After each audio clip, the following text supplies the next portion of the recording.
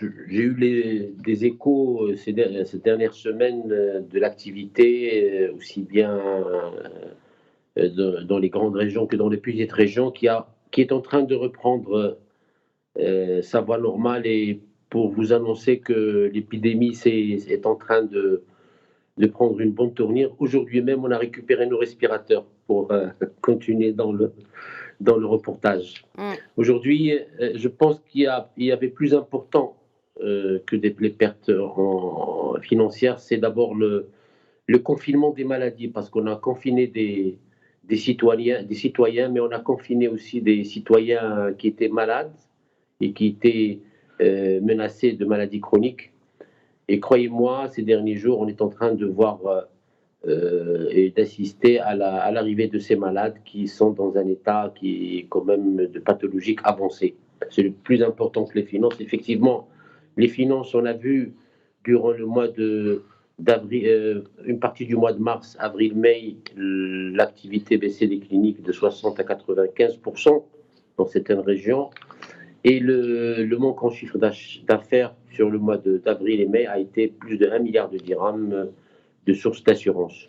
Je pense qu'il a fallu qu'on mette en place un certain nombre de mesures internes au sein de la NCP et des mesures en partenariat avec le ministère des Finances et les banques pour rester debout, parce qu'il était très important de rester debout, parce que ce secteur, comme l'a bien dit la dame dans le reportage, joue un rôle très important dans l'offre de soins donnée aux Marocains. Aujourd'hui, 9 malades sur 10 assurés sont traités dans les cliniques.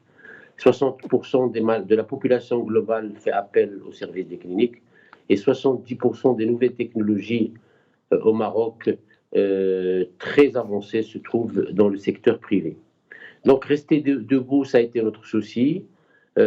Aucune clinique n'a fermé, toutes les cliniques étaient ouvertes. Très bien. Les mesures de protection sanitaire ont été mises en place.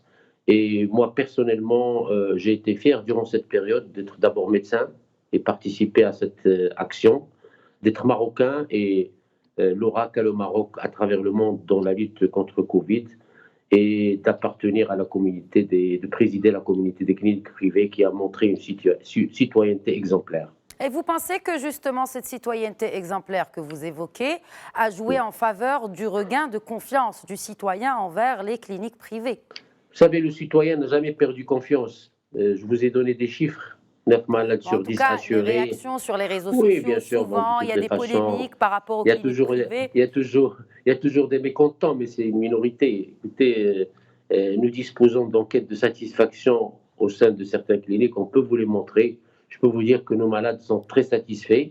Et aujourd'hui, je lance un défi à quiconque de venir faire un scanner et ne pas le faire le même jour, de venir faire une IRM, de ne pas la faire le même jour, et de venir se faire opérer, de ne pas se faire opérer dans les 24 heures. Aujourd'hui, l'offre de soins du secteur libéral reste une offre de soins très valable. Elle, elle vit des contraintes que tout le monde connaît. On est en train de travailler avec les pouvoirs publics pour les minimiser, mais de toutes les façons, tant que le malade paie de sa poche et qu'on n'a pas une couverture d'assurance maladie universelle et suffisante, qualitativement et quantitativement, il y aura des malades mécontents parce que ils auront à payer de leur poche et que chaque fois qu'on paye de sa poche, effectivement, on est mécontent.